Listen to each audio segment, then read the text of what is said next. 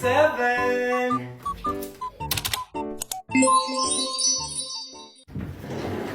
6, 7. Gawin na natin tong drawing. Green. Ayan, at magsimula na tayo. Alam nyo ba na gamit lang ang 6-7 ay makakagawa na tayo ng magandang drawing? Oo. At titingnan natin kung sino nga ba ang pinakamabilis sa inyo makahula ng dinodrawing ko. Nagsimula ako dito sa number 6 at ginagawan ko na ng drawing. At tingnan nyo naman, guguhit ako dito pababa na parang ganito.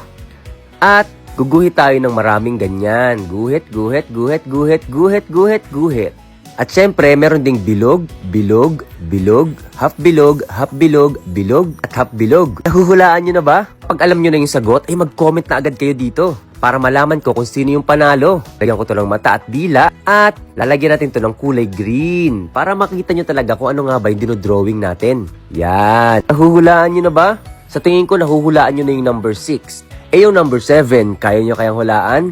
Para malaman natin kung sino yung panalo at tama ang sagot, ay kailangan parehas tama ang sagot na sasabihin niya dun sa number 6 at number 7. Kinulayan ko na to ng yellow at dark green.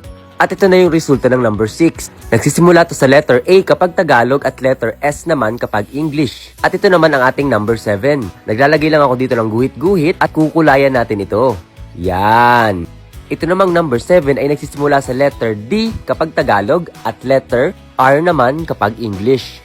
Pero bago yan ay papakilala ko sa inyo yung Dola na kayang mag-solve ng math. Pinicturean ko lang yung math problem at lumabas na yung answer at solution. Ang galing at ang bilis. Pwede nyo itong gamitin sa assignment, sa project at kahit ano pa. Kaya mag-download ka na rin ng Dola. Oh, ayan, nadrawingan na natin. Ngayon naman ay kukulayan na natin to para talagang lumabas na yung pinaka-itsura niya. Sino na kaya dito yung pinakaunang-unang nakahula ng 6-7 na drawing ko kahit hindi pa ako tapos mag-drawing dito? Yung pinakamabilis mag-isip at pinakamabilis manghula ang mananalo dito.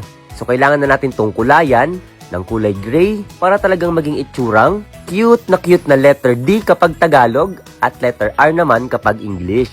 Yan. Asan kaya si Lolo? Wala pa rin talaga, no? Enzo! Lolo, naku, matatapos na po ako mag-drawing dito. Ngayon lang po kayo dumating. Marami akong ginawa. Ano ba yung ginagawa mo? Nag-drawing po ako ng 6-7, Lolo. At pinahuhulaan ko po sa kanila. Ganun ba? Nakikita ko na yung number 6 kung ano. Ano po, Lolo? Bulate. Bulate? Hindi naman po yan bulate, Lolo, eh.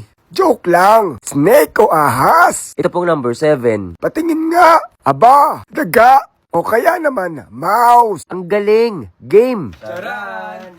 6, 7. Gawa na rin kayo.